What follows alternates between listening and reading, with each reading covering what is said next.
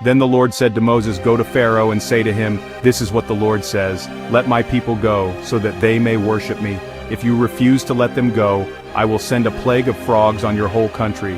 The Nile will teem with frogs. They will come up into your palace and your bedroom and onto your bed, into the houses of your officials and on your people, and into your ovens and kneading troughs. The frogs will come up on you and your people and all your officials.'"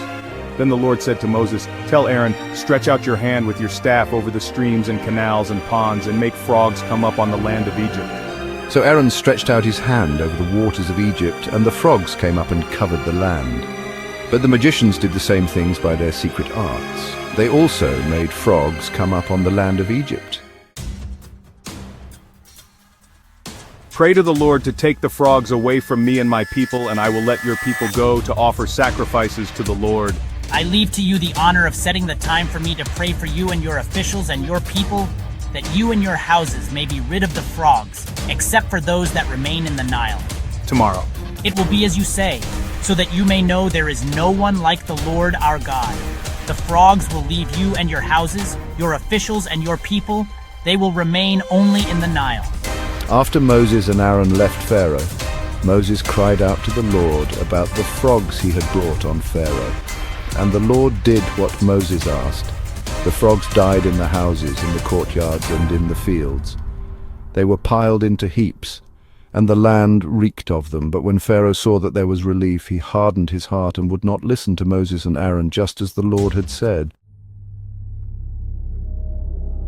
Then the Lord said to Moses, "Tell Aaron, stretch out your staff and strike the dust of the ground, and throughout the land of Egypt the dust will become gnats."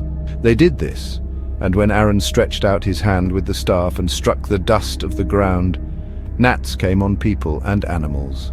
All the dust throughout the land of Egypt became gnats.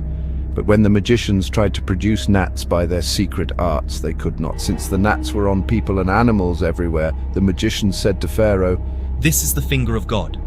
But Pharaoh's heart was hard, and he would not listen, just as the Lord had said. Then the Lord said to Moses, "Get up early in the morning and confront Pharaoh as he goes to the river and say to him, 'This is what the Lord says, let my people go, so that they may worship me.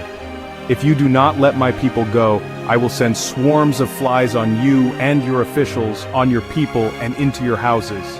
The houses of the Egyptians will be full of flies, even the ground will be covered with them. But on that day I will deal differently with the land of Goshen, where my people live. No swarms of flies will be there, so that you will know that I, the Lord, am in this land. I will make a distinction between my people and your people. This sign will occur tomorrow." And the Lord did this. Dense swarms of flies poured into Pharaoh's palace and into the houses of his officials. Throughout Egypt the land was ruined by the flies.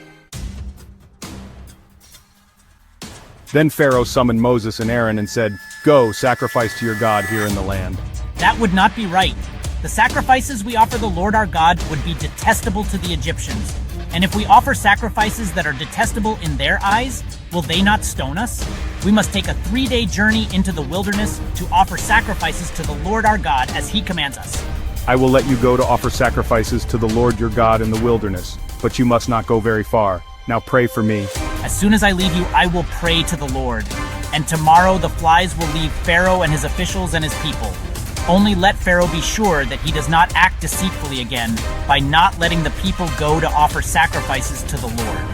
Then Moses left Pharaoh and prayed to the Lord, and the Lord did what Moses asked. The flies left Pharaoh and his officials and his people, not a fly remained.